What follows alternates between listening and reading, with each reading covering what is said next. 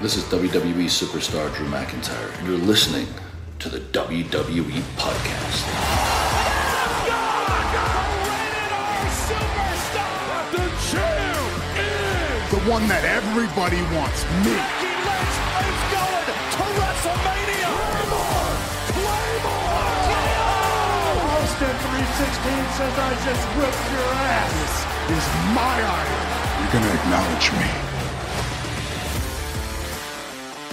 All right, everybody, guys and girls, welcome back to another edition of the SmackDown Review with Micheal John, right here on the WWE Podcast. As always, I'm one of the hosts here, Michael Ritter. You can find me on Twitter at Michael5Ritter and on Instagram at MichaelRitter5. Also the host of the Football Function Podcast, available on all of your podcasting platforms, including the one that you're listening to this show on. Joining me on today's episode, the Go Home Show for WrestleMania, John Carrasco at Big Speaker on Twitter. That's BIGG_speaker. John, how you doing, bud?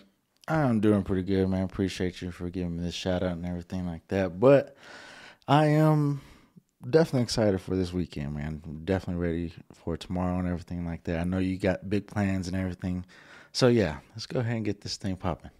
Yeah, I'm so excited I couldn't even contain it. I just had to let it all out, and that happened a little bit before the show, obviously. Just to kind of give you guys a little bit of a disclaimer, you're gonna have to bear with me here. I ate some wings a little bit earlier, kind of made my stomach feel a little bit upset, I guess you can say, and I was on the struggle bus a little bit before we started recording here, but I'm all right. I'm good to go. Big day tomorrow. Got to drive from, I guess, the Northwest, the Texas Panhandle areas where we live, all the way to the Dallas-Fort Worth area. It's only about a 5.5 hour drive, give or take. It's not going to be that long, so we're going to be able to leave around, like 9, 10 a.m. and still get there at a decent time before the show starts. Definitely, a lot easier than some people. We know someone in the Discord server had to drive like 900 miles or something like that. Yeah. And that's not, that's even nothing. People are coming from all over the world to show up to WrestleMania, but that's kind of what I have to do tomorrow is, drive there. So we do have a little bit of things to get situated, but nonetheless, I wanted to hop on here and talk about the SmackDown with my buddy John. So anything you have to say, anything that you want to, get off your chest here before we officially dive in?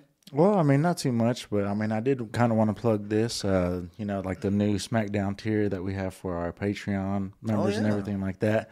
That was actually pretty cool. It's definitely like a little step up, I guess you could say, but definitely check that out if you're interested in everything. You definitely got some perks, benefits that come with it. So yeah, Patreons, if you need that next level up tier, hop on. Anybody new following, it's a plus, let me tell you that. Yeah, like for the people who just want a little bit more, that's kind of how it is. Like once you start podcasting, for example, like you get all the basic equipment that you need kind of to try to save a little bit of money. And then as you do it, you realize, I could get, a little bit of an upgrade here or there. And you kind of just get a little bit, more comfortable in the setting. And that's kind of how it is with the podcast.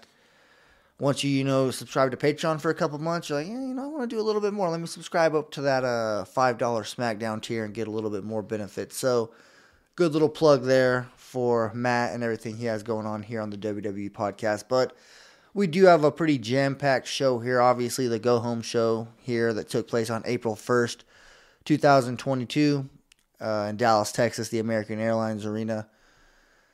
This was the official Go Home Show, like I just said, so that's definitely, usually newsworthy things happen. They usually don't like to disappoint because it's the last thing you see before a pay-per-view, much less WrestleMania.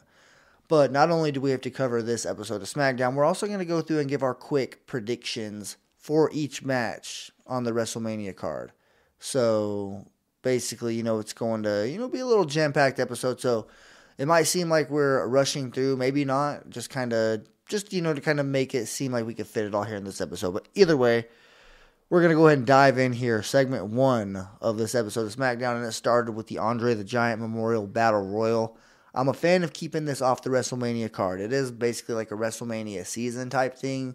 Typically, they always have it on the card, at least ever since its existence in like 2014, 2013, whenever it was that it came out. They've done it on WrestleMania Sunday, but the fact that they kept it off the card just felt right to me. It keeps every match on the card more meaningful, not just like a random match just to get everybody a little bit of airtime. So I just kind of had that written down that I felt like this was, the right thing to do, having it take place on the night before WrestleMania. But, I mean, you don't really have to go through every single elimination here. It was pretty entertaining. If you like this type of stuff, I'm a huge fan of Battle Royals, Royal Rumbles, all that type of stuff. So I could always, get pretty interested whenever one of these matches comes on. But Madcap does win and cuts a little bit of a promo afterwards, kind of talking about how Andre the Giant was, one of his heroes growing up and all that stuff. What'd you think about this Battle Royal?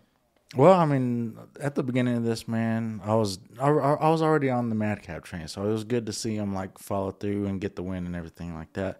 But the thing that kind of stood out to me was that little I don't know what you'd call it, but feud between Commander Z and Shanky. Yeah, dude. I mean, I think that's good right there. If you put them two in a match right there, let them guys beat each other up. That's two, I don't know, quality big men. Even Omos, I guess you could say. Throw him in They're there. cut from the same cloth. Yeah. So, I mean, that's pretty interesting to me. But, I don't know. Other than that, man, yeah, just a good round of applause for Madcap. Let me say that. Man, I'm just going to say Shanky needs to hit the curls up or the bench press, something like that, because for as big as he is, his arms, I mean, it's they're noticeably small, just from his frame. That's just something that I noticed. I mean, if you are, a professional athlete and you're on TV every week, I mean, I would be taking all the supplements you possibly can, all the workout, protein, all that good stuff. But just, normal curls, just with an easy bar or whatever you want to do. That's just normal things to get your biceps popping. But anyway, that's kind of just one thing I noticed there with Shanky, because I agree, seeing that face off two dudes who are 7 foot tall. If these two dudes were actually established and credible, it would mean something. But right now, because they're kind of Dollar General versions of big man, it was a battle of RC Cola versus Dr. Pibb, instead of Dr. Pepper versus, Coca-Cola or something like that. But either way, totally see what you're getting at. Definitely, maybe they can go or trend in the same direction as Omos, who actually has a match on the WrestleMania card. Yeah, that was kind of a shocker right there. But let's continue on here to another match, the triple threat for the Intercontinental Championship between Los Lotharios, which is Angel Garza and Humberto Carrillo, versus Ricochet. And they did the typical kiss cam thing. Now, I thought I recognized the face this time. Seriously, her name's Ashley Dambois or Dambois, something like that. It's spelled D apostrophe or something like that. I think it's apostrophe. Amboise. So, I mean, I'm not really sure. I know she was in AEW. And I could be completely wrong. If I get this, if it wasn't her, then, maybe someone can call me out. Someone likely will on Twitter and call me a stooge or something, but it's all good. That's just kind of what I thought when I saw her. Definitely recognized her. I'm a big fan of her, so it's kind of, I'm pretty confident that's who it was. But anyways, this was a great match, dude. Great storytelling, kind of the way it started, where it was just clear 2-on-1 advantage. They were taking it out on him. It eventually got to the point to where Ricochet was kind of fighting back a little bit, kind of showing a little bit of life, but the numbers were kind of still just playing into his disadvantage. And then eventually you seen Humberto and Angel Garza kind of start to, each try to get the win there. And then maybe one time try to pin each other. Excuse me. And they're kind of just, heads start to clash a little bit. And then eventually Ricochet does, overcome the 2-on-1 disadvantage and, gets the win with that 630 splash or whatever it is. And then the recoil that he hit on Angel Garza. I mean, that's smooth. Ricochet went all out on this match. I will say he went balls to the wall. He showcased why he is the most athletic in all of WWE. Right now, I feel like it's Ricochet number 1 and Montez Ford number 2. I feel like those are the two right there. But I think Ricochet, the way he can torque his body in midair and kind of pause and just float in midair and wait for something to happen and then deliver one of those insecurity kicks, he's just so damn good. So definitely wanted to give this match the credit that it deserved. Oh yeah, man, this definitely was a very energetic match. The thing that kind of started was the Samantha Irvin, whenever she was in the match and everything like that. Man, I don't know. I mean, yeah, I did show you that I had got the little like from her on Twitter. Yeah, she liked your tweet, that, yeah. So yeah, she definitely gave Ricochet that pep talk that I had, mentioned to her. Yeah. So yeah, round of applause for that. Shout out to Ricochet. Yeah, for sure. So that was one thing that kind of like stood out to me from just like the beginning, you know, her being in the middle of the ring, you know. So yeah, but yeah, man, I mean, I think it was good. The friction, you know, that was kind of another thing that was kind of like okay, because I kind of like said like I saw it last week whenever like this had like all came about and everything. So I was like, okay, yeah, I want to see some headbutting and, you know, just in my mind and everything like that. And sure enough, it came about and I'm cool with it. All for it. Yeah, I mean, definitely shout out to Ricochet, though, for finally getting back on the winning side. You know, losing twice last week on SmackDown, losing Monday night on Raw to Austin Theory, and a clean win, or a clean loss, I guess I should say. It's definitely feels nice to see the Intercontinental Champion start to win again. And, oh, yeah, the Intercontinental Championship isn't on the line at WrestleMania. I know it was just defended tonight in a triple threat match, a hell of a match. But it's the Intercontinental Championship, for Christ's sake. Like, why is it not on the card? It just doesn't really make a lot of sense. But, you know, whatever. I mean, it's pretty crazy to me that you have a 2-night WrestleMania event with 14 matches, 7 on each freaking night, and the Intercontinental Championship and the United States Championship both somehow find their way off the card. But, you know, I'm not going to complain about it. It's legitimately like, it's puzzling to me. Like, I don't understand, like, the logic. Was this intentionally done? Did you just get this close to the card and realize, holy crap, we don't really have, like, you know, a storyline built up for either one of these belts to make it WrestleMania worthy? Yeah. We're going to need matches to kind of, you know, put butts in seats for the WrestleMania SmackDown, like they like to call it, and WrestleMania Raw or whatever. So they're going to kind of just give us those matches there. But it's just, you know, kind of interesting to me, I guess. Just the decision making, I guess. I was gonna say, man, I can't really go like on the negative about this because, I mean, from what we've had with the Shinsuke, you know, title and everything like that run, that was just horrible, you know. So for it to have like some type of like story now, like I'm for it.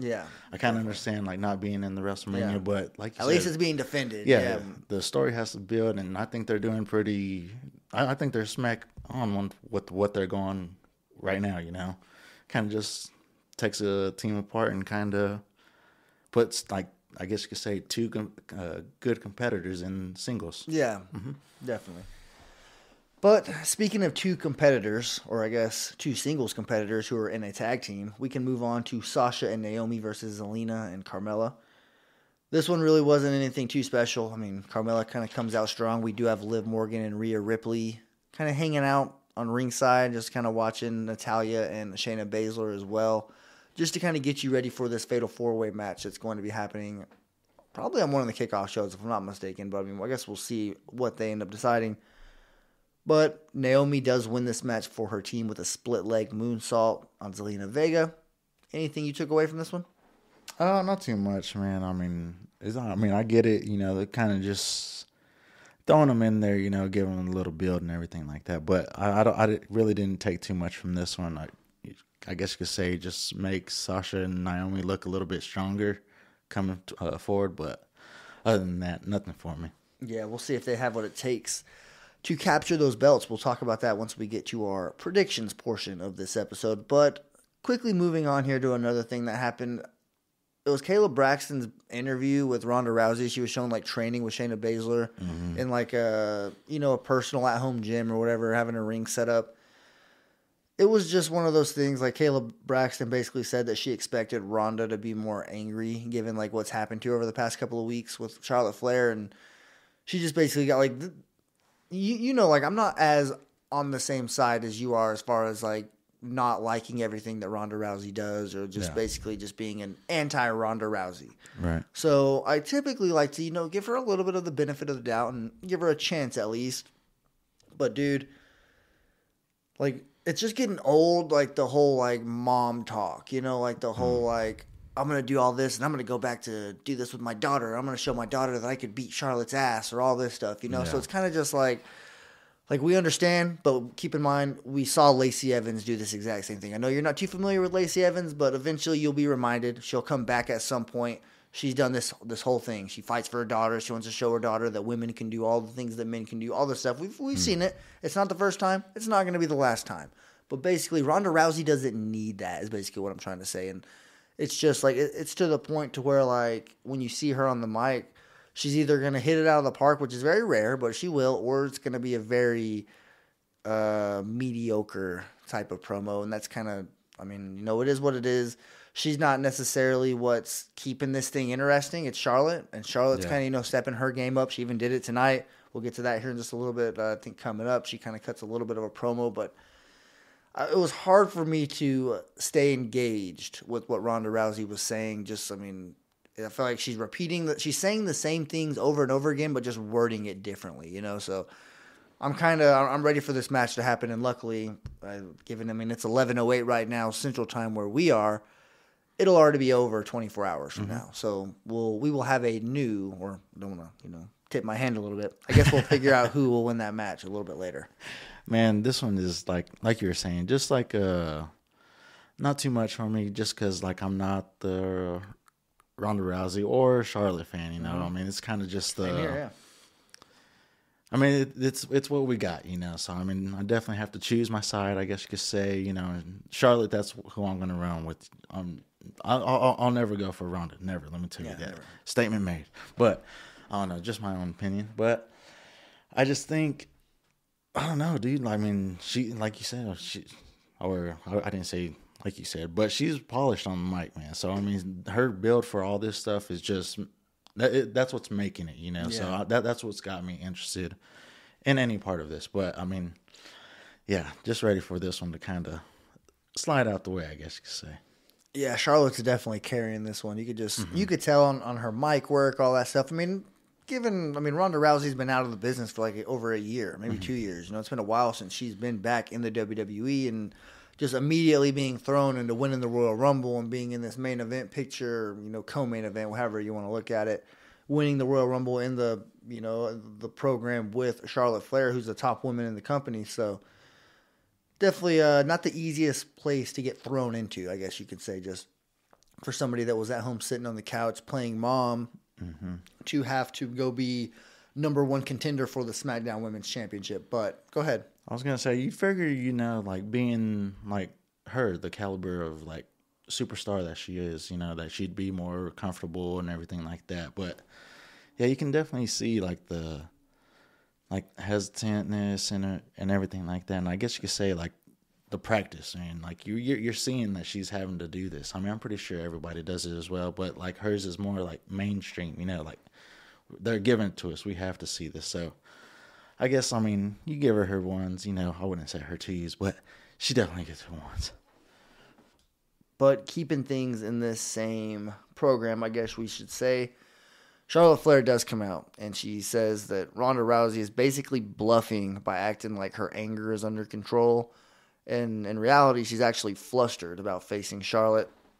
And then Charlotte starts to list off things that are quote-unquote cool.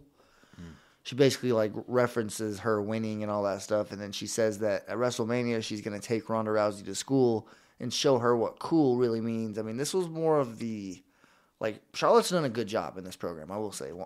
She usually doesn't miss, but this promo that she cut tonight really didn't do it for me. I'm going to be honest. It felt a little bit like high school girlish, like I'm going to take you to school and show you what cool really means. Like, come on, this is a go home show for Christ's sake. You were just freaking beating the hell out of her on a car, freaking spreading her mouth apart and all that stuff, putting her through a table or the announce table, I guess, and you come and then you kind of just take it down a couple notches. That's kind of that was just a little bit weird for me, I guess, just the process of it. Do you agree? Do you feel like this was maybe a good promo by her? Oh, I mean, the only thing that I kind of say was like good was just the video package. Yeah, I mean, the video package that was freaking, like top notch, I guess you could say. I wouldn't say it trumped the next one, but yeah, that was pretty good, But I mean, of course, I was still engaged with her, like speaking and everything like that. But yeah, it wasn't too much for me. Yeah. Well, I guess we can go ahead and move on then to something that I know we're both a little bit more interested in, and that is Austin Theory sneaks up whenever Rick Boogs and Shinsuke Nakamura were making their entrance. Pat McAfee was doing his thing, standing up on the table, doing his little dance, all that good stuff. And Austin Theory sneaks up behind him and then sweeps his feet, causing him to, basically bust ass and land on that table. The monitors weren't moved. He landed on everything. embarrassing, I would assume. So Pat McAfee obviously chases him, kind of like what he's done in weeks past, all the way back to Vince McMahon's office where Austin Theory decides to hide. And Pat seems to be walking away, kind of like he's going to let Austin Theory get away with it, kind of just say, I'll take care of you on Sunday. But it looks like he decides to change his mind because he turns around, kicks that door right open, and out comes a very pissed off Vince McMahon. He gets in Pat's face, basically says, who the hell do you think you are? Do you want me to fire you? Do you want me to take away your WrestleMania match? Basically, go do your job. Get the hell out of here. Pat does just that. Now, I will say, just really quickly, I mean, it's good stuff. You like to see Vince McMahon get involved to a certain extent, but anybody who watches wrestling, anybody who's even somewhat familiar with what the gorilla room is, or gorilla position, whatever you want to call it, basically backstage, right before you come out, Vince McMahon isn't in his locker room. He's not doing all that stuff whenever SmackDown's going on. He's literally in gorilla room or gorilla position with a headset on, talking to Michael Cole, talking to Pat McAfee, controlling everything pretty much. Like nothing goes on air without Vince McMahon basically either hearing it or okaying it or basically giving it the green light. So he's not going to be in his locker room just sitting there waiting to, hold Austin Theory's head on his shoulder and all that stuff whenever he's running from Pat McAfee. So that right there kind of just tells him, not everybody's going to get that. It might be a little bit nitpicky, but it's just something that kind of immediately I was like, wait, SmackDown's going on. Vince McMahon's not going to be in his freaking locker room right now. But what'd you think about this? I mean, the initial attack from Austin Theory and then ultimately Vince McMahon threatening Pat that, he may, tell him to kick rocks. Well, it was definitely a surprise, man. I definitely wasn't ready for this and everything, but man, it's great. I'm all for it and everything. So, the road that they're on with this, we're here. They done brought us to almost a finish line. So let's go ahead, finish this out strong, and hopefully something good comes about this, Pat. Yeah. And I'm looking forward to talking about this match a little bit more once we're doing our official predictions. But it's not over between these guys. For sure. At least tonight on the episode of SmackDown, we'll kind of talk about that because up next we get a one-on-one match. Rick Boogs versus Jimmy Uso. That's one thing I was telling Caleb as the match was going on. Boogs doesn't lose. That's what I was saying. I do not expect him to lose this match at all. I expect him to win.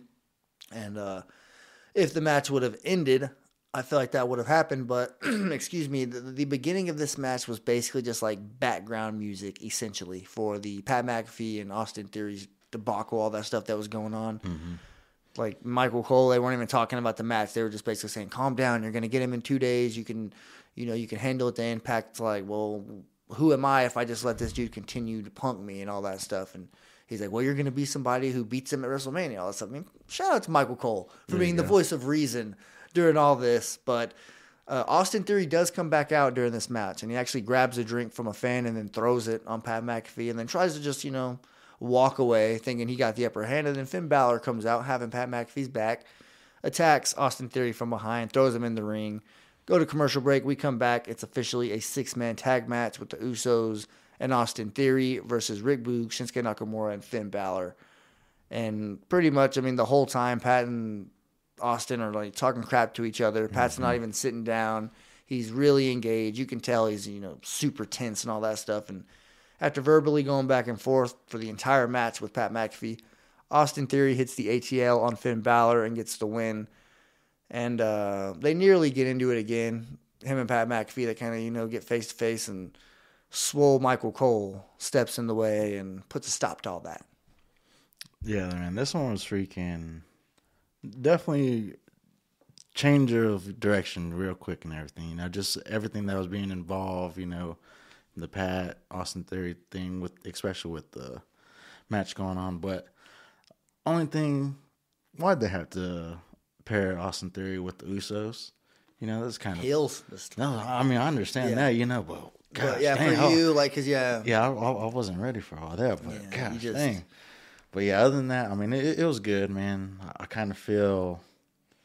So you were rooting for the Usos probably just in that situation, but you don't want to be, associated with Austin Theory. Yeah. I wouldn't say I've ever go for the guy. You know, I mean, he's up and coming and stuff like that. But I mean, just given the circumstance with what we got going on right now, yeah, he's at the bottom of the list. But yeah, definitely understand that. But all right, let's go ahead and talk about it. The main event, the last thing here, and it's not anything, you know, too special, I guess. I mean, 2 nights in a row, they're going to close the show with a talk show, supposedly, because tonight, SmackDown, they closed it with Happy Talk. First night of WrestleMania, they're closing it with the KO show with Stone Cold Steve Austin. So we'll see if that one ends up being an actual talk show or if it's, you know, it ends up being a little bit of a brawl, a little bit of a match, something like that. But either way, I mean, just something I noticed here as I was looking at it, like, dang, 2 nights out of the 3 that we're going to get, well, 4 technically, because Monday Night Raw, man, that's badass, is it not? I mean, we're getting Friday, Saturday, Sunday, Monday. I mean, you're getting your fix. So definitely, you know, gets my my tail wagging if I was a dog for sure. But anyways, we get Happy Talk with Madcap Moss, who is the new Andre the Giant Memorial Battle Royal champion for the 2022 WrestleMania 38, however you want to look at it. Madcap Moss, he got it done this year. But Corbin brags about his WrestleMania accomplishments. He kind of, you know, rubbing it in about how he's won the Andre the Giant Memorial Battle Royal before in his career, and he also retired Kurt Angle. But this takes a little bit of a twist, a little bit of a dark twist. And if you're a Drew McIntyre fan like I am, I mean, for God's sakes, Drew McIntyre is the open of this podcast, you know, with the intro. Drew McIntyre is the only wrestler that I know of that has literally said the name of every host here on this show, you know. So, I mean, definitely he's got a little bit of an army behind him with the WWE podcast. Gotcha. So, Baron Corbin or Happy Corbin, whatever, taking this shot, you know, this joke, if, you know, with air quotes, whatever you want to look at it, him saying, what does Drew McIntyre's sword and his mom have in common? And he has a little bit of a pause and he says, Drew McIntyre lost them both. Now, if you're familiar with this, Drew McIntyre obviously lost his mother to cancer, and he named that sword after her. It's why he calls it Angela. And it's basically just been a part of his character. Like, if you look up here on my shelf back there, I have a Drew McIntyre figure where he's holding his sword. So it's basically, it's a part of his thing. It's part of his shtick. It's what he does. And for Corbin to take it to that level the night before WrestleMania, and I know, obviously, he got the okay from Drew McIntyre to say it, but it's just like, to say it on national television, that's one of the things, like, you're basically saying, like, I'm totally cool with pissing off some people to the extent where they never cheer for me. Because some people take that stuff very serious, and even though it is storyline and all that stuff, if you say that type of stuff, you're going to, you know, ruffle some feathers. Oh, yeah. I remember whenever Drew McIntyre, obviously, whenever the shoe was on the other foot, whenever Roman Reigns had, you know, just beaten cancer for the second time, whenever he was back in WWE and he had a program going with Drew McIntyre said, you may have beaten leukemia, but you'll never beat me. And that was kind of one of the things, like, you know, whenever they flirt with those lines, you know, of like reality and like things that you shouldn't really joke about or shouldn't really poke fun at. Yeah. I mean, at the same, like, it's got to be done right, but man, it could be, you know, a beautiful part of professional wrestling. That might just be, you know, the dark, twisted side of me that I'm, you know, a fan of that type of stuff. But I mean, that's kind of how it goes off the air. Drew McIntyre comes out pissed off after obviously hearing that.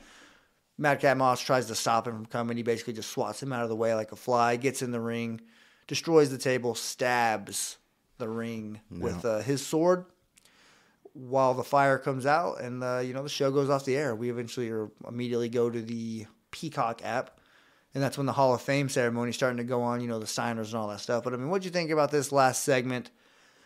Drew McIntyre crashing the celebration for Madcap winning the Andre the Giant, and then basically Corbin just, you know, being an a-hole. Well, let me tell you, Corbin is definitely pushing buttons. You know, that's, you know, like you were saying, any type of mom joke, especially for me, you know, like I've gotten into it with like guys at work, or one guy in particular, I guess you could say. But I mean, you know, that's one thing that's kind of like do not cross. Right there. That one of those lines. So I kind of feel that. I mean, especially like for Drew, you know, him losing his mother and stuff like that. That's definitely like border, you know, over line, I guess you could say. So I mean, Yeah, he got what's coming to him, I guess you could say. Yeah, number one, Drew McIntyre will do anything to make people more interested. And I am. Yeah. I'm more interested now in seeing this than I was yesterday. And the fact that I'm going to be there, my arm hairs are kind of starting to stick up. And number two, I was actually watching The Waterboy the other day, and he's somebody that, I dare you to say something about The Waterboy's mom. That's all I'm going to say. But anyways, we can go ahead and get into our predictions for the WrestleMania 38 card. I'm looking forward to it. And you got them pulled up, right? Then night by night. So I guess we'll go ahead and do it chronological order. Let's start with the Saturday card. Okay, so basically, what I'm seeing, I don't know if it's going to be in like chronological the order order and stuff hasn't like been that. announced But yet. what I'm seeing here is what we got is the SmackDown Women's Championship, Ronda versus Charlotte. Here's the thing. I don't necessarily know, but you don't want to open WrestleMania with a snooze fest. Oh yeah. And they have enough matches on the card where I wouldn't be surprised if this match did open it. Like if you don't, I don't know, let's see. I'm trying to think about it. If you don't close WrestleMania, you damn near want to open it. Like that's kind of one of the things. Like you don't want to just be buried kind of there in the middle of the card. You kind of want to. If you're not being in the main event, why not open it? Why not be the first match whenever people are the most invested? They've been waiting a whole year for WrestleMania action. They're as excited as they're going to be. They're as energetic and as awake as they're going to be throughout the entire night. So I wouldn't mind if this match was first. But as far as predictions go, Ronda Rousey all day. It's already been reported that Charlotte Flair is going to take some time off after this. Or I guess after this program, because I do believe she's already kind of been booked for WrestleMania Backlash. I don't know. Don't quote me on that. But, rumors are, whatever. Just that. They're rumors. So, who knows what's going to happen. But I just feel like, Ronda Rousey won the Royal Rumble pretty easily. And Charlotte's looked like she's, gotten the upper hand through this entire feud. I've said it. It's kind of the textbook rule here. The person who gets the upper hand typically does not win the program at the very end. That's the whole point of the story. You want to see somebody overcome that type of stuff, constant failure, constant, getting close, but not quite pushing it over. And Ronda Rousey lost her last WrestleMania match to Becky Lynch. Charlotte Flair was involved, but she wants to get a win here, and I think she is going to do just that. So I'll be on record saying Ronda Rousey will be the new SmackDown Women's Champ. Okay. Definitely not mad at that, especially given like the little backstory you had gave me and stuff. So, you kind of switched me over a little bit, but I'm still gonna stick with Charlotte. Just because, like I said, never go for Ronda. So, stay true to your game. Yeah, for sure. But I'm gonna just go with Charlotte on this one. All right, what's the next match? All right, so next is just gonna follow up. We got the Raw Women's Championship, Bianca Belair versus Becky Lynch. I'll let you go first. Well, on this one, haven't been. Gosh dang, I'm freaking mad at myself because I haven't been paying attention to Raw that much. So this one, I'm kind of behind on. But we have a contract here on the show. Only one of us can watch Raw at a time. But Becky Lynch, man, I'm behind her. I did see like her hair get cut and everything like that, like the pictures that popped up on the internet and everything. I love a hair versus hair match. I know it wasn't a hair versus hair match, but just seeing it reminds you like there's been some hair versus hair moments at WrestleMania. I love that stuff. Right, yeah. But dude, how can you not get behind Becky? She's a badass, she does her thing. And Bianca, I guess you could say they're back to this like SummerSlam feud, popping back up and stuff. So, it kind of gives back that little feel for what was happening at the time. So, here we are, all for it. But Becky, I'm going to run with. Think about it, dude. Number one, this is a WrestleMania matchup right here. Just star power. You got the up-and-comer. You got the person who's on top of their game. I can kind of think back, looking at it like 2012, LeBron James versus Kevin Durant in the finals. That's kind of what it is. Somebody who's, right there on top, and the up-and-comer who hey, she's going to be a problem in years to come. Oh, yeah, for Bianca sure. Belair, without a doubt. But that's why we're going to be on different sides again.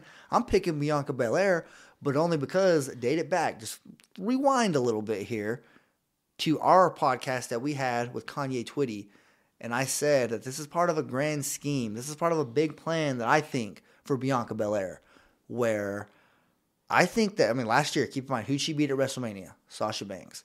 This year, she's going one-on-one with Becky Lynch. I think she's going to beat her. I think she's going to take the championship from her. We'll see what happens, between now and next year. But I've already said it. I think she is going to be all four horsewomen of NXT or whatever, of the women's revolution. Sasha, Becky, Charlotte, Bayley, in 4 consecutive WrestleManias. Okay. And this is 2 of 4 right here. So it's a big picture type of plan. Mm-hmm. Not really just looking at it like, I think that Bianca Belair is in the perfect position right now to be the Raw Women's Champion, or like it's just set up perfectly for her to win this match. I'm looking at it from the standpoint I'm looking at it from the big picture. There's a bigger plan here. And I just think Bianca, she's on point. Like, Bianca is someone who I think it's time. We'll see what happens. She did cut Becky's hair, so and all the baby faces can't win. Right. Not everybody can take the championship from their opponent. So we'll see. But I'm gonna go on record by picking Bianca Belair as well. Okay, definitely I'm not mad at that. Like you said, she's up and coming. She's EST. She puts that exclamation mark, quotations in that for sure. Oh, yeah. So I'm with that, but like Becky on my side. But yeah, we'll jump to the next one. I guess they're trying to get the women's out the way, it looks like. So it's going to be the Fatal 4-Way. They got Sasha Banks and Naomi versus Rhea Ripley and Liv Morgan versus Natalya and Shayna Baszler versus Carmella and Queen Zelina. I'm going Sasha and Naomi. I just think they're the best team out of them. They elevate each other. They've been in a group before, BAD, Beautiful and Dangerous, whenever it was them 2 and Tamina about 4 years ago. I think it was something like that. But these 2 women are just, I feel like they could elevate the championships better than any of those other groups. And if, say, Shayna and Natalya, because they don't really, number one, you don't want to see Shayna Baszler on a tag team. But if she is the the Queen of Spades with the Queen of Hearts, that has a little bit of a catch to it. I can jump onto that, especially if they can. Natalya being like a submission specialist, a veteran here in the game, Shayna Baszler being an absolute badass. Why isn't this team more of a threat? Hopefully we can see that going forward. Naomi and Sasha Banks get the win. They stay on SmackDown, and we have. Well, they're going to go back and forth. We know that, but we could have an immediate feud with Natalya and Shayna Baszler. So that's a little bit of a, forward thinking, a little bit of planning ahead.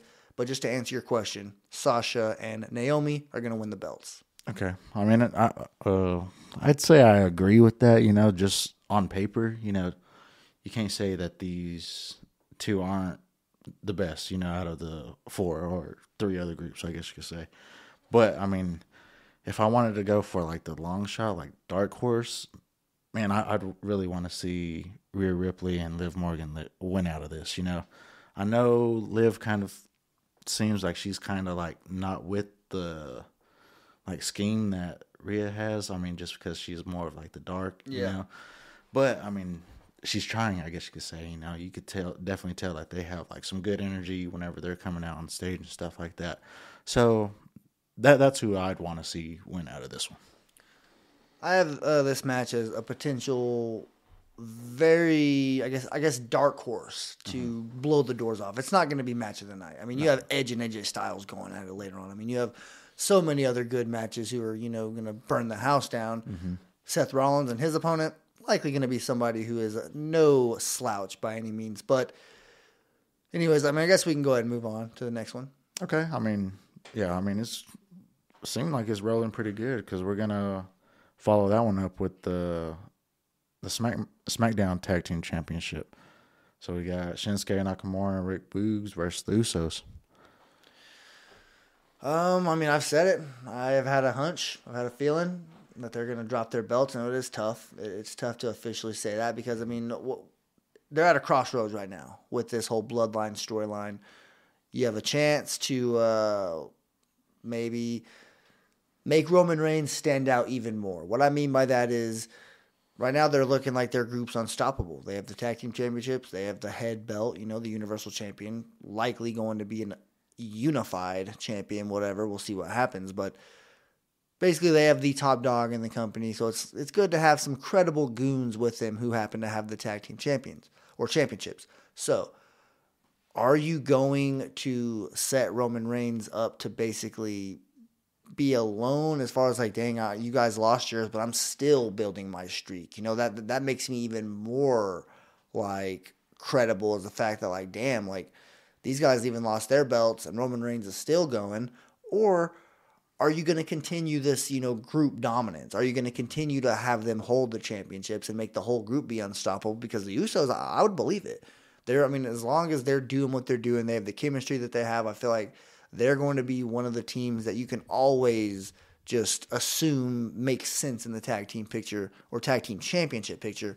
And they do, like, they feel right having those belts. I don't know what it is, like the feeling that I have that they're going to drop them. WWE sometimes does things that, you know, doesn't really make a whole lot of sense. But, man, I just don't know what it is, dude. Rick Boogs is on fire, and he is, I mean, something about him I feel like is going to be what gets it done. And I am going to do it. Shinsuke Nakamura, Rick Boogs will win the championships.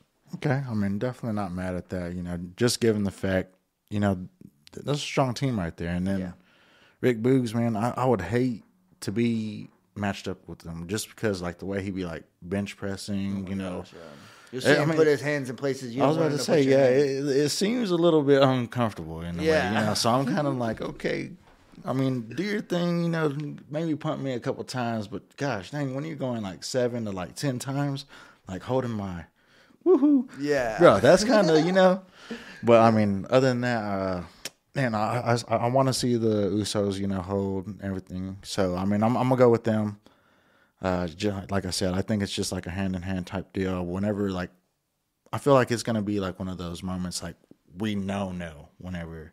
I mean, I know you got your hunches and stuff like that, but I've been wrong before. Yeah, I mean, you're more seasoned than me, so I mean, you can kind of pick up on like the clues, the little. My record though with predicting with predicting things, especially on the my early run here on the show. Yeah. Let's just say I stopped recapping my results for a little while. I mean, let's give some credit to creative then. Yeah. I mean, because I mean, they're swerving me. Yeah, they're doing what they gotta do. So I mean, but then again, I mean, I did throw my guts up before the show, so I am a little, you know, spacey right now. But. A little loopy. Yeah. But yeah, I mean, comes down to it, man. I still want to see the Usos hold. Well, let's go ahead and move on to the next match. Okay. Well, for that, it kind of ends all the championship matches, and it goes into something that's just straight interesting, you know, KO show, Stone Cold. I mean, you can't tell me that that's not just going to freaking blow up in the middle of the night, you know. I mean, I kind of wish it would have. I mean, then again, it's not, like I said, looking at this list, it's not like how the match is supposed to be set. So, I mean, I could be off, but yeah, man. This is just going to be a pop from the get, and I don't know what's to come from it. I mean, I'm hoping, you know, Kevin Owens does get KO'd, you know, in a way, but Stone Cold Steve Austin coming, that's just the, I can't even say anything about it. I'm right there with you. Honestly, I just, I'm speechless. I've never seen Stone Cold Steve Austin in person. Literally never have. Been to over 3 dozen live events, like you can see on the WWEpodcast.com website. Just a little bit of a plug there. But yeah, I've been to a lot, never seen Stone Cold Steve Austin. So the fact that I might actually get a chance to see him in a damn match, I know it's very unlikely. I'm not even going to try to get my hopes up. Who knows? But I do feel like this is it. You know, this is... If it's not now, it's never. Mm-hmm. You know, like, he's going to try it now. It could be the last one. He might not even do a full match. Could just be a little bit of a brawl. And if it is just a little bit of a brawl, then I think that we might need to, you know, it's not like we, you know, had high hopes of Stone Cold ever returning to the ring, but officially put those to bed. But, I mean, if Stone Cold Steve Austin, he's going to get the upper hand, whether it's in a match, brawl, talk show, whatever, dance recital, Stone Cold Steve Austin, beer chugging contest. Doesn't matter. I feel like Stone Cold Steve Austin is definitely going to get the upper hand here, obviously. And it's crazy that I'm even saying this. Like, the fact that I'm actually breaking down a Stone Cold Steve Austin, like me saying, like, Stone Cold Steve Austin is going to get the upper hand here is crazy in of itself. Like, the fact that we're talking about him on this show, like, not in a in a nostalgia episode, not in a retro throwback. Like, we're talking about something that's going to be happening literally less than 24 hours from right now and today when you're listening to this podcast. So, I mean, shout out to you for, hopefully listening to the show before the pay-per-view. But either way, I mean, Stone Cold Steve Austin all day.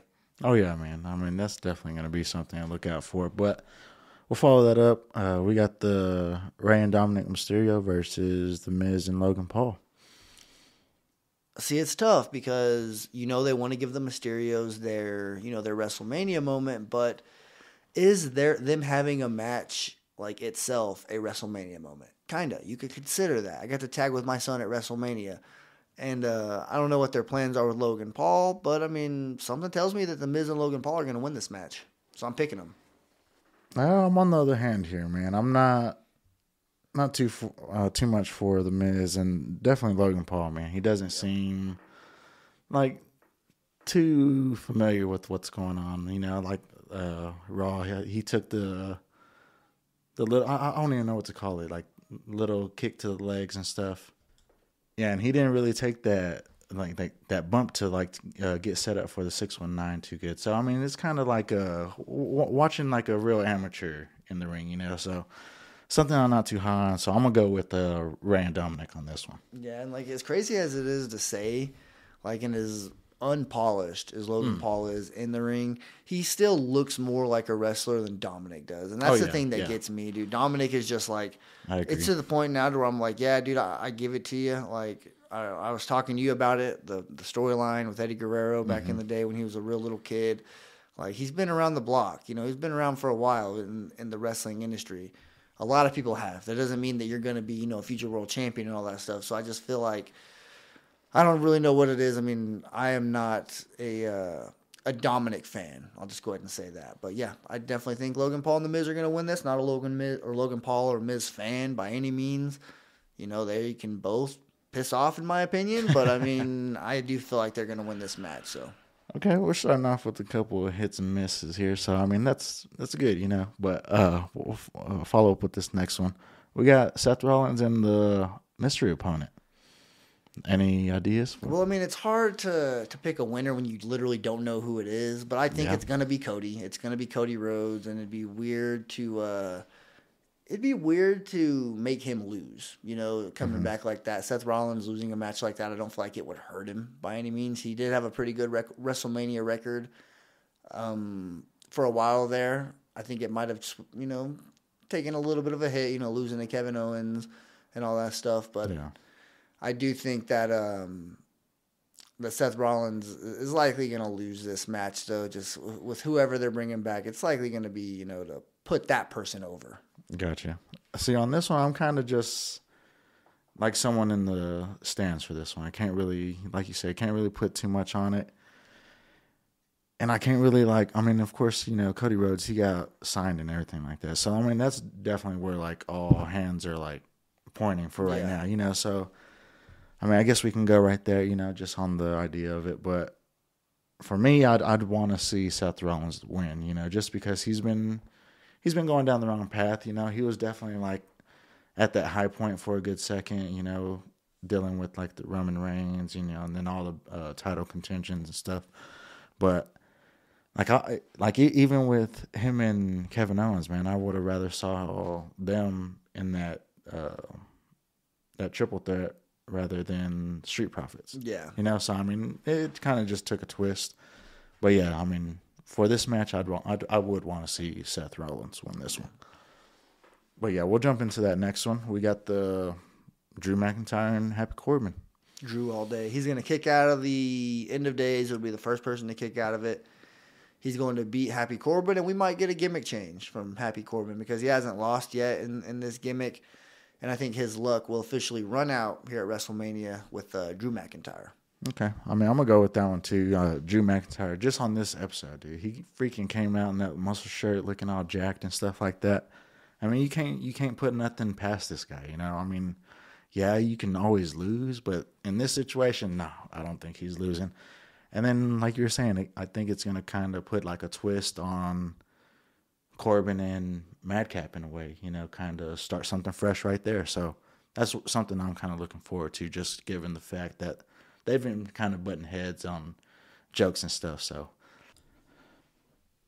yeah, but I'm going to go ahead and wrap this show up for us. Mike had to tag out for a sec. So, definitely hope he gets better so he can enjoy WrestleMania. You know, it's kind of sucking that it's coming down to this, but we'll jump into this. Kofi Kingston and Xavier Woods versus Sheamus and Ridge Holland.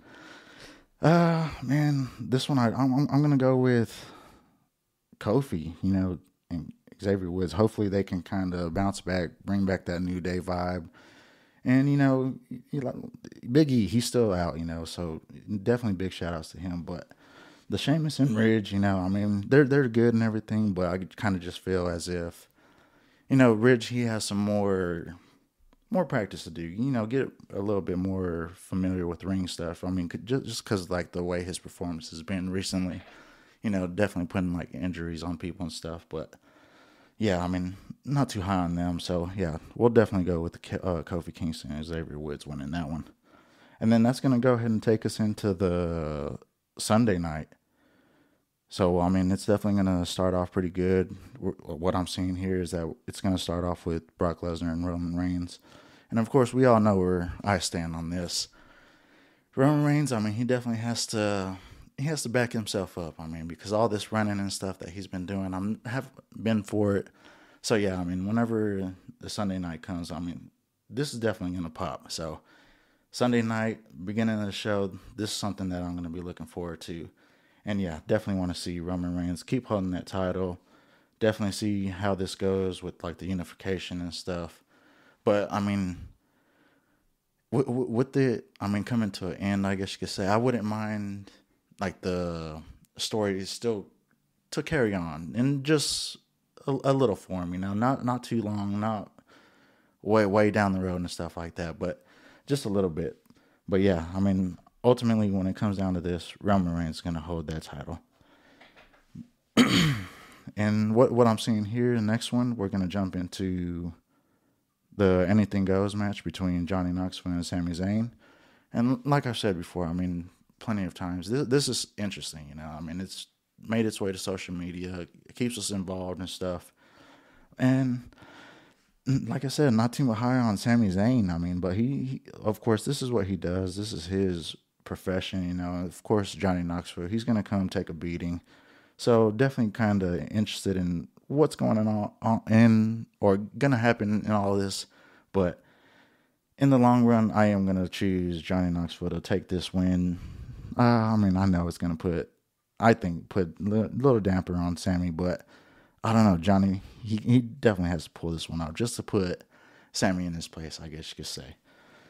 But yeah, we'll jump into the next one. We got a triple threat match for the Raw Tag Team Championships. You know, RK Bro versus Street Profits versus Alpha Academy. And this one, I mean, you can't go wrong with RK Bro, you know. I mean, that's definitely a good tag team right there. Street Profits, I don't know, man. Like I said earlier, I kind of felt as if Seth Rollins and Kevin Owens should have been in this position right here just because I felt like the crowd were just like a little bit more behind them and everything rather than the Street Profits just getting thrown in there. I know they had to win and stuff like that for their opportunity, but it kind of felt like it was just kind of like a scoot on the door, you know, like kind of give it to them and stuff like that. What didn't come like hard, you know, they just got a good little breeze through it. But yeah, I definitely would want to see RK Bro, you know, hold on to this and keep going from there. So yeah, that's another one from me. And it does end right there with the championships, you know. So that's a good way to start the match, I guess. Or I wouldn't say championships because they throw the Johnny Knoxville, but you know, the two championships are knocked out already. And what I'm seeing next is the AJ Styles versus Edge. And this one right here, man, I can't really say too much on it. I mean, of course, I know Edge as far as I can remember, I guess you could say.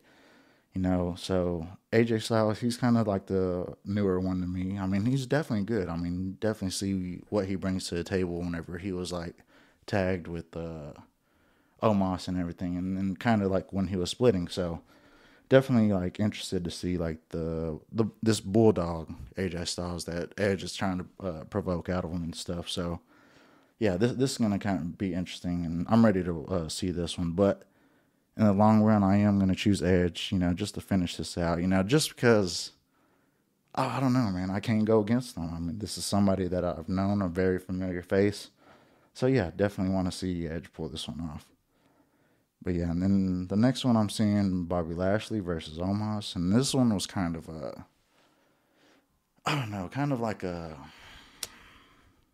here you go, like Omos was over here trying to find somebody to match with, and then Bobby Lashley kind of just comes out on Raw. But I mean, I'm for it, Bobby Lashley, he's very good. Omos, he's kind of just like one of those big guys that are big for nothing, I guess you could say. I mean, I haven't really seen too much from him. A lot of people might disagree with me, but just from what I've seen, he's just like he's just like a big guy that just stands there. Doesn't really have too much. I mean, maybe a big choke slam or something like that, but I can't really see like too much going for him. So yeah, definitely see Bobby Lashley winning this one, and that's who I'm gonna roll with. And then the last match of the night is gonna be Pat McAfee versus Austin Theory, and this can't be any better. I mean, I don't think there's going to be... I mean, of course, there could be a lot more options that can end this night, but then again, like, this is something that, like, a lot of people are interested in, too. I mean, definitely me for sure. So, I am going to say, or roll with Pat McAfee on this one. I hope he does pull it out and put a good beating on Austin Theory, just because dude deserves it. I mean, there's so many things that you can do before, you get your butt beat. So, I mean, this one right here, like I said, Pat McAfee all the way. And, that's just what I'm going to roll with. But other than that, I mean, I'm ready. I mean, tomorrow's going to be exciting night. Like I said, I hope Mike gets to feeling better, because what I'm seeing right now, man, he's kind of going through it. So if everybody gives him a little shout out and stuff like that, hopefully, like I said, hopefully he gets feeling better so he can enjoy the weekend. And, this is something that you don't want to miss. WrestleMania's coming, I mean, there's no way that you could, one day away and then this kind of stuff pops up. But, I mean, here we are, and I'm trying to push them through and stuff like that. So, I mean, it's good that it kind of took a break, go get some fluids down and stuff. But other than that, I mean, we're here. I mean, we've made it. And I want to appreciate everybody for listening and everything. Follow us, Twitter, like Mike was saying earlier at the beginning of the show, Michael 5 Ritter on Twitter, and then mine as well, big _ speaker, BIGG _ speaker. Follow me. And yeah, let's connect a little bit. Let's see like some opinions and stuff before like WrestleMania happens, kind of just see where everybody's sitting and everything. But yeah, I do want to give a shout out to all the listeners, and like I was saying earlier on the SmackDown tier for the Patreon, everybody just, I wouldn't say you have to, but I mean, it gives you the benefits of like what's going on. Like Matt, I'm noticing he's starting to put out some videos, and I'm pretty sure everybody would be interested in seeing like what he got going for everybody. Because I know he kind of puts in a lot of time. And, I mean, he says it all the time. So, I mean, definitely want to give a shout-out to him for what he got going. And, allowing everybody to do this, because this is good. I mean, I like it. I enjoy it. And I do appreciate everybody that's, allowed me to kind of step my foot in this, I guess you could say. But yeah, definitely want to give a shout out to all the Patreons. And if you're not a member, and if you're kind of over the ads and everything like that, check out Patreon. WWE podcast, we're on there. Like John was saying, subscribe on Patreon if you haven't already. Do all that good stuff. Sorry I had to tap out there in that episode. I wasn't able to finish. I barely have a window right now where I'm feeling good, where I can kind of, get the episode finished and all that good stuff. But yeah, shout out to John for finishing strong there like a champ. I'm hoping that I don't freaking have like food poisoning or something like that. I don't know what the hell is going on, but we'll see what happens. I'm going to go to sleep and, see if maybe I can sleep it off. But stay tuned. If you've listened this far in the episode, then you are, at least I guess, gifted with this real-time little update here. So I guess you'll be privileged to this whole little storyline going on, and I'll be sure to keep you guys updated. But hey, we appreciate all the feedback on Twitter. If you're getting at us like that, we appreciate it. You know, people reaching out saying that they've listened to the show, all that good stuff. Definitely keep it coming. Keep listening to the show. If you haven't already, leave a good 5-star rating. We definitely appreciate it. But walk passionately in the direction of your dreams. Enjoy WrestleMania, guys. The best weekend in the entire year. So definitely soak it up. But yeah, have a damn good weekend, guys. Talk to you next week. Thanks for listening to the WWE Podcast. Don't forget to subscribe on your favorite podcast app so you don't miss a show, or head to WWEpodcast.com. And for all of these shows ad-free, head over to patreon.com/WWE Podcast. Until then, we'll see you next time.